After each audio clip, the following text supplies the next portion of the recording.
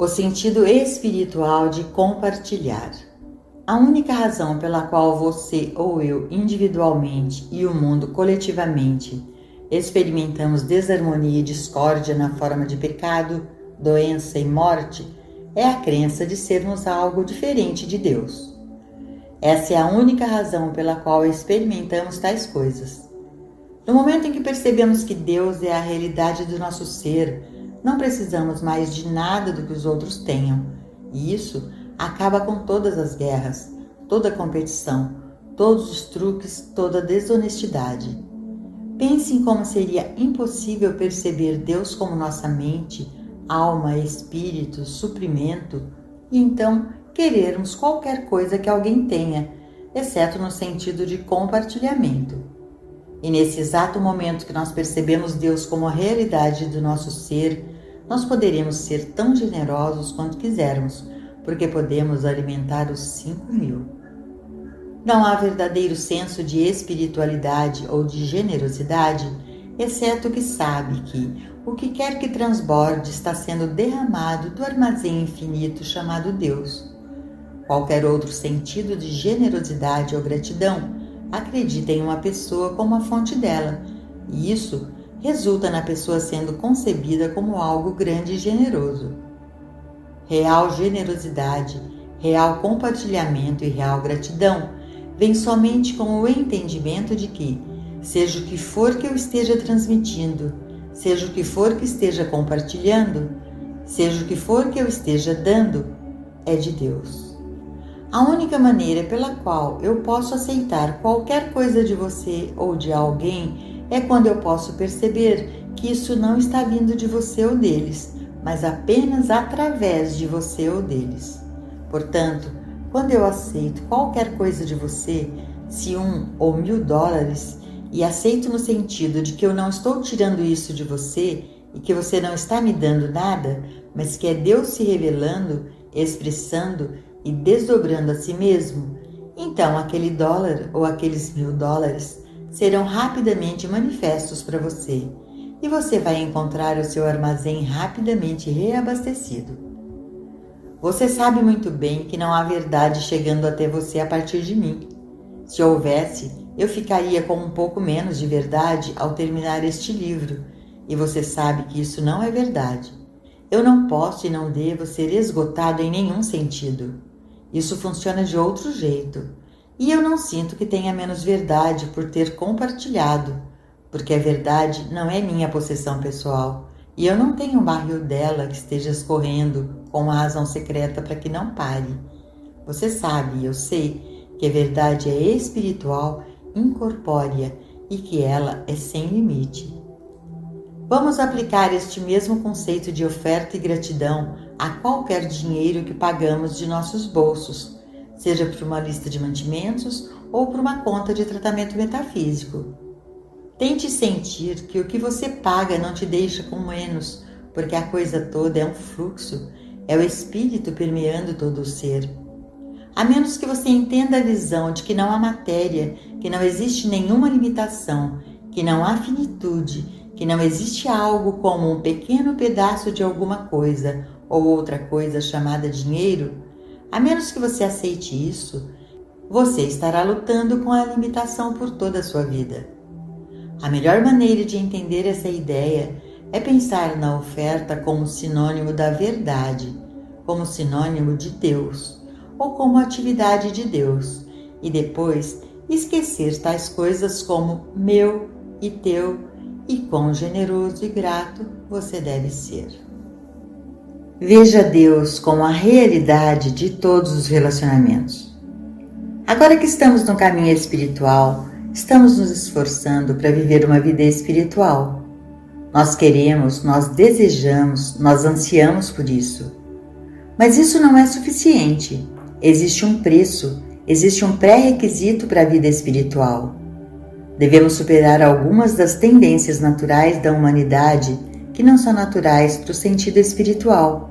Devemos desistir do conceito limitado de religião que temos mantido e começar a conhecer aqui e agora que a verdadeira religião é o conhecimento de Deus e da nossa verdadeira identidade.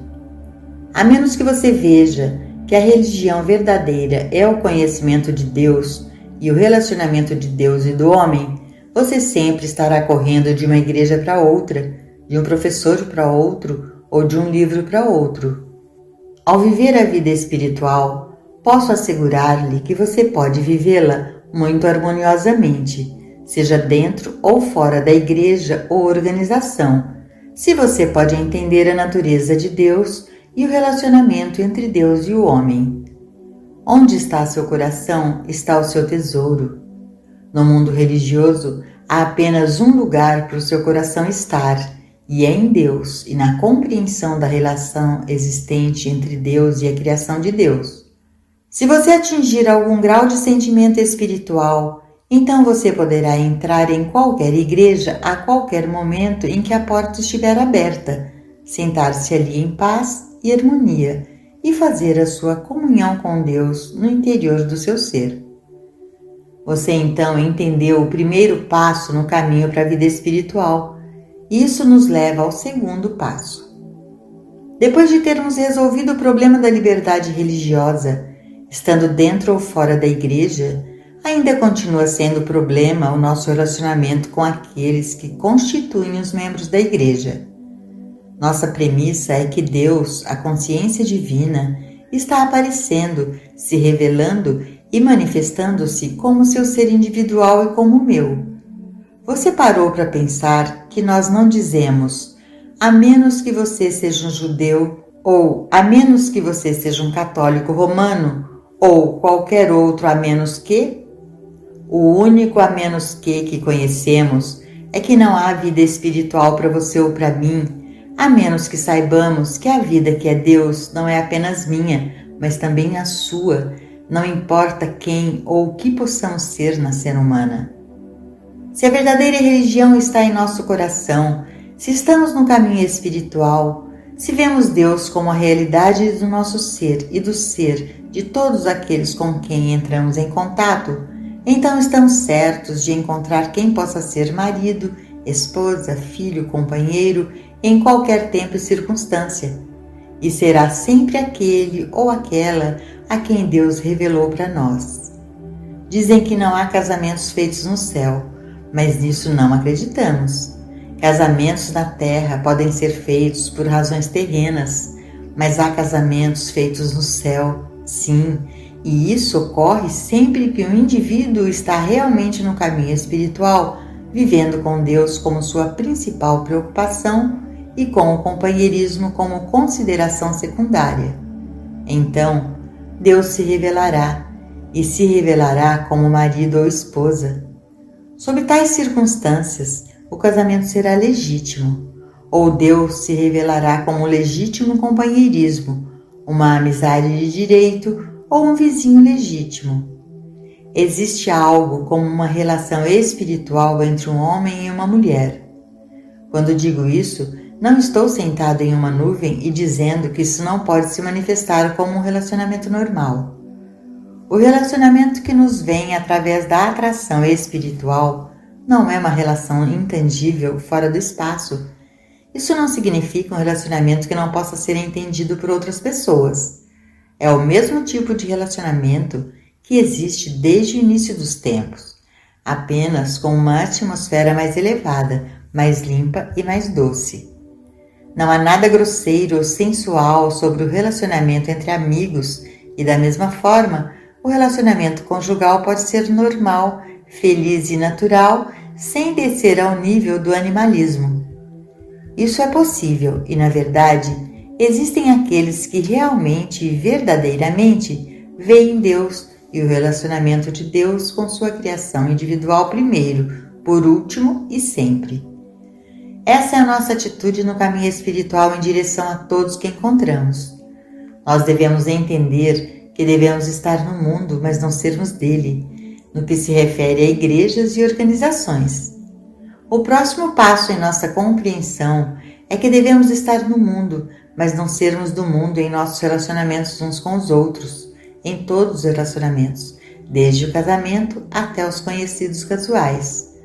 Nós devemos estar no mundo desses relacionamentos e desfrutar de todos eles, mas não nos apegarmos a ninguém. Aprenda o significado interno das palavras. Ainda há mais um passo. Não devemos usar palavras em nossa vida religiosa, a menos que elas signifiquem algo para nós. Não use a palavra Deus levianamente. Não use a palavra Deus a menos que você entenda o que você está falando. No momento em que você diz a palavra Deus e pensa que isso significa Jeová em uma nuvem ou Jesus na cruz, você não trouxe Deus para uma consciência compreensível em sua vida cotidiana. Traga a palavra Deus em seu coração, em sua alma, e ore para que o Pai revele a você a natureza e o caráter reais, a essência do que é Deus. E então, quando você diz Deus, você sabe tanto do que você está falando quanto quando você usa a palavra mãe ou pai. Você entende o relacionamento de uma mãe com seu filho, e esse relacionamento é o mesmo, independentemente do tipo de mãe a quem você está se referindo. A sua experiência com a palavra mãe é diferente da palavra pai, irmão ou irmã. Não há mistério oculto sobre essas palavras. Cada um tem seu próprio significado em seu pensamento. Agora você deve fazer de Deus real para você como seu amigo, irmão, mãe ou pai. Certifique-se de obter um entendimento sobre Deus, porque sem o conhecimento de Deus, você não pode estar no caminho espiritual. Você nunca vai estar no caminho espiritual meramente falando de Deus, ou lendo sobre Deus em livros, ouvindo Deus em palestras, ou tomando instruções sobre Deus. Você só conhecerá Deus quando Deus se revelar para você dentro do seu próprio ser. Isso nunca pode acontecer a menos que você mesmo traga isso. Deus não se forçará a você. Você mesmo, deve tomar a decisão de encontrar o verdadeiro significado da palavra Deus. Quando você tiver sucesso, Deus se tornará uma presença e um poder reais, e você não se encontrará dizendo: eu sei tudo sobre Deus, mas eu nunca o senti ou ouvi. Ainda é um Deus distante para mim. Isso não deve acontecer com você. Essa instrução não pretende iluminá-lo com uma infinidade de declarações sobre a verdade. Existem apenas 3 pontos que compõem a mensagem da verdade nesta instrução, e eles são: Deus, Deus individualizado, e o erro como sugestão ou crença do mundo, que deve ser rejeitada para não sofrer os seus efeitos. Isso é tudo. O propósito deste trabalho é continuar a elevá-lo na consciência até que você possa dizer: eu sei o que é Deus. Você deve conscientemente desenvolver este conhecimento dentro do seu próprio ser, pois vem das profundezas do seu ser, e você deve continuar até que você possa viver com Deus e em comunhão com Deus, enquanto dirige um carro, enquanto anda ou faz compras, até que você possa sentir Deus fluindo para fora. Eu disse: não use a palavra Deus levianamente. Faça-se conhecer a Deus. É um dos sentimentos mais maravilhosos, mas é bem mais que um sentimento. É a sua vida eterna. Você nunca terá imortalidade ou eternidade, a vida eterna, até que você conheça a Deus, e não apenas algumas palavras sobre Deus. O mesmo é verdade com a palavra Cristo. Como essa palavra é abusada! A extensão que usamos a palavra Cristo sem entender a luz, o poder, a delicadeza, a divindade desta presença chega a ser um sacrilégio. Cristo é uma realidade. Cristo é o ser. Cristo não é um Jesus de 2000 anos atrás. Cristo é o Espírito que animou Jesus além de qualquer coisa que qualquer homem jamais conheceu, mas não além daquilo do que pode ser conhecido. Nós podemos ir tão longe quanto Jesus foi, e mais adiante. Não disse ele: aquele que crê em mim também fará as obras que eu faço e as fará maiores do que estas? João 14, 12. Na manifestação e no desenvolvimento do Cristo, a realização de Cristo como seu próprio ser, não há nada para demonstrar. Vosso Pai sabe que precisais dessas coisas e é de seu agrado dar-vos o reino. Nunca seja culpado por tentar demonstrar algo e ainda afirme que você está no caminho espiritual. Você não tem nada para demonstrar. Existe um Pai Celestial, existe uma consciência divina, existe uma influência que guia neste mundo e está aqui na Terra, e ela é sua. Nós fomos tão longe quanto o filho pródigo. Volte para onde você aprende, de uma maneira espiritual, o significado da criação de Deus, desdobrando-se e revelando-se como um universo maravilhoso, e então você terá aprendido o segredo. Você não é um ser humano. Toda a cura está no mundo da crença. Toda a cura acontece no sonho de Adão. Deus não sabe nada sobre isso porque em todo o reino de Deus nunca houve pecado, doença ou morte. É por isso que entendemos erroneamente a missão de Jesus no mundo. Se você crê nos ensinamentos da igreja, então Deus enviou Jesus para curar os enfermos. Mas na verdade, Deus nada sabe sobre doença, pecado ou morte. Jesus tem uma função neste mundo. É revelar o Cristo do seu ser. Essa foi a sua função 2000 anos atrás e essa é a sua função hoje. Não estabelecer um homem para adorar ou algum indivíduo para reverenciar, mas para revelar o Cristo do seu próprio ser. Portanto, não use a palavra Cristo levianamente. Vá para Deus com ela, traga-a em sua consciência e ore ao Pai que a luz seja dada a você como Cristo, na mente de Cristo. O mesmo acontece com a oração. Não devemos orar com ânimo superficial, nem usar a palavra oração com ânimo superficial. Oração, em seu sentido espiritual, é nossa comunhão individual com Deus. Quando você pensa nisso sob essa luz, você não pedirá a Deus por nada, você não vai a Ele pedir por nada, você não desejará qualquer coisa de Deus. Na gentileza, na paz da sua comunhão com Deus, você encontrará plenitude. Isso é oração. Não use essas palavras com muita clareza, como clichês. Não as use como foram usadas em alguma literatura metafísica ou mesmo na Bíblia. Vá para o Pai dentro de você para sua própria interpretação.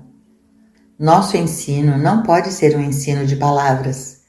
Deve ser um ensinamento da revelação e do desdobramento do Cristo na consciência individual.